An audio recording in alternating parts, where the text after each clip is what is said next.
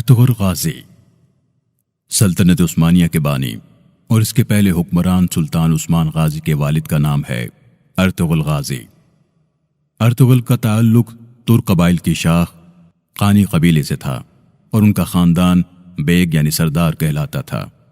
ان کے والد سلیمان شاہ تھے۔ ارطغرل غازی بہادر، نڈر، جنگجو، دلیر، ایماندار اور باروب شخص تھے۔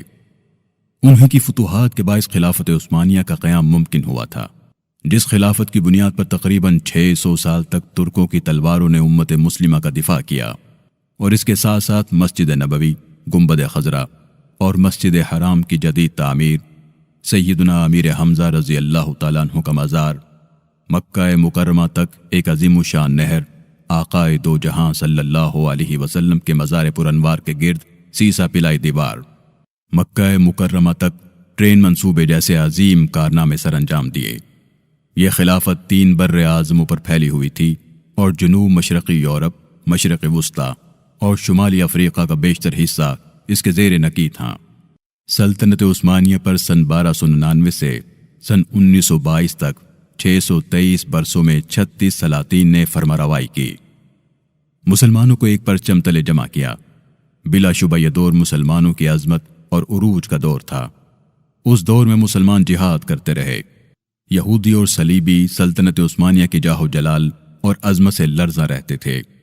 اسلام کی سربلندی کی خاطر ارطغرل اور دیگر عثمانی سلاطین کی مجاہدانہ سرگرمیوں کی بنا پر عموماً ان کے ناموں کے ساتھ غازی کا لقب لگایا جاتا ہے۔ یہ وہ وقت تھا جب خلافت عباسیہ کا خاتمہ ہو چکا تھا۔ اس وقت تمام ترک قبیلوں کی صورت میں رہتے تھے۔ یہ تمام قبیلے خانہ بدوش تھے۔ یہ سفر کرتے اور جہاں سرسبز علاقہ دیکھتے وہیں پر آباد ہو جاتے۔ ان میں ایک قاری قبیلہ تھا جو افراد کے لحاظ سے کافی مضبوط اور طاقتور تھا۔ سلیمان شاہ قاری قبیلے کے سردار تھے جو سچے مسلمان، نڈر اور رحم دل انسان تھے۔ ان کے مقاصد میں اسلام کی اشاعت اور انصاف کا بول بالا شامل تھا، کیونکہ یہی وہ وقت تھا جب مسلمان ہر جگہ کمزوری کا شکار تھے۔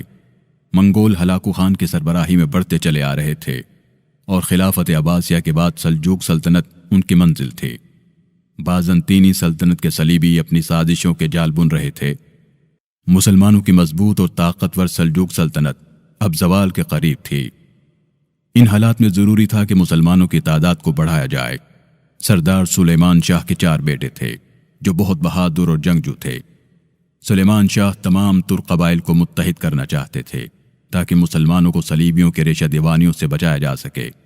شام کے علاقے پر سلطان صلاح الدین ایوبی کے پوتے سلطان ملک العزیز ایوبی کی حکومت تھی، جبکہ اناطولیہ میں سلجوق سلطان علاء الدین کے اقباط کی حکومت تھی۔ صلیبی دونوں سلطانوں کو آپس میں لڑانا چاہتے تھے تاکہ اس خطے میں مسلمانوں کو کمزور کر کے ان کا خاتمہ کر سکیں۔ سردار سلیمان شاہ نے ان سازشوں کو ختم کرنے میں بہت بڑا کردار ادا کیا، جس کی وجہ سے ایوبی سلطان قائی قبیلے کے دوست بن گئے۔ سردار سلیمان شاہ کی وفات کے بعد ان کے بیٹے ارطغرل قائی قبیلے کے سردار بنے۔ وہ بہت ذہین اور بہترین جنگجو تھے۔ جہادی سوچ ورثے میں ملی تھی۔ انہوں نے سردار بننے کے بعد صلیبیوں کا ڈٹ کر مقابلہ کیا، ان کی سازشوں کو ناکام کیا اور ان کے مشہور قلعے کارا چاہ حصار کو فتح کیا۔ بہادری، شجاعت اور وفاداری کی وجہ سے سلطان علاء الدین کے اقباط نے ارطغرل غازی کو تمام اغوز قبائل کا سردار اعلیٰ اور اناطولیہ کے سرحدی علاقے جو بازنطین کے قریب تھے اس کا نگران بنا دیا۔ ارطغرل غازی نے منگولوں کا خاتمہ کرنے کے لیے فیصلہ کن جنگ کا ارادہ کیا، اور اس مقصد کے لیے منگول سلطان برقع خان جو مسلمان ہو چکے تھے اور مصر کے سلطان رکن الدین بیبرس کو آمادہ کیا، اور طے پایا کہ ایک بڑی فوج تیار کی جائے جس میں تمام ترک قبائل بھی شامل ہوں۔ اناطولیہ میں فیصلہ کن جنگ کا آغاز کیا گیا۔ اس جنگ میں منگولوں کو عبرتناک شکست ہوئی اور مسلمان فتح یاب ہوئے۔ شکست کے غم کی وجہ سے چند ماہ کے بعد ہلاکو خان مر گیا۔ غازی ارطغرل صلیبیوں اور منگولوں کو اس علاقے سے نکالنے میں کامیاب ہو گئے۔ ارطغرل غازی نے صلیبی اور منگولوں دونوں کو شکست دینے کے بعد اسلامی، عادلانہ، منصفانہ نظام قائم کیا اور تعلیم و تربیت کے لیے درسگاہ تعمیر کی تاکہ لوگ جدید علوم سے بہرور ہوں اور اس طرح مضبوط اسلامی معاشرے کی بنیاد رکھی جا سکے، اور سلجوقی سلطنت کے خاتمے پر اپنی سلطنت کے قیام کا اعلان کیا۔ غازی ارطغرل کی وفات کے بعد ان کے چھوٹے بیٹے عثمان قائی قبیلے کے سردار بنے۔ اور ریاست سوگود کو مضبوط کرتے رہے۔ وہ اب ریاست سوگود کے سلطان کہلائے جاتے تھے۔ سن 1299 میں خلافت قائم کی، جو خلافت عثمانیہ کے نام سے مشہور ہوئی۔ سلطان عثمان غازی اپنے والد غازی ارطغرل کی طرح دلیر اور باصلاحیت مجاہد تھے۔ انہوں نے اس خلافت کو مضبوط کیا۔ غازی ارطغرل کی اولاد سے سلطنت عثمانیہ کے 7ویں سلطان محمد ثانی، جنہوں نے قسطنطنیہ کو فتح کیا اور نبی صلی اللہ علیہ وآلہ وسلم کی بشارت کے حقدار ٹھہرے، اور سلطان محمد الفاتح کے نام سے مشہور ہوئے۔ سوگود کے علاقے، جس کے بارے میں کہا جاتا ہے کہ یہ ارطغرل کو سلجوق سلطان سے ملا تھا، وہاں ارطغرل کے نام کی ایک چھوٹی سی مسجد اور ایک مزار ہے، جس کے بارے میں کہا جاتا ہے کہ وہ ارطغرل کے بیٹے نے ان کے لیے بنائی تھی۔ وفات کے وقت ارطغرل کی عمر 90 سال سے زیادہ تھی۔ سوگود شہر میں ان کو دفن کیا گیا۔